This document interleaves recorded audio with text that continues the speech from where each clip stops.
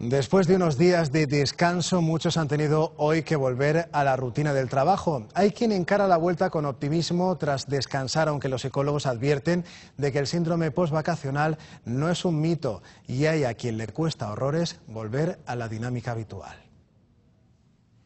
Con este calor y la playa cerca, levantarse cada mañana para ir al trabajo cuesta más que nunca. La situación empeora si además coincide con la vuelta de vacaciones y toca ponerse en marcha de nuevo.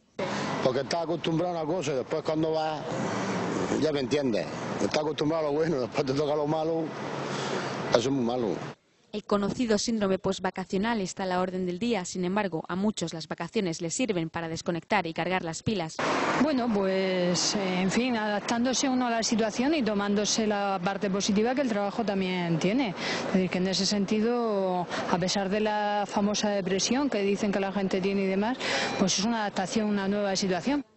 Descansar es necesario para rendir, sin embargo, es importante tener en cuenta que los primeros días de vuelta de vacaciones se rinde menos y es necesario un periodo de adaptación.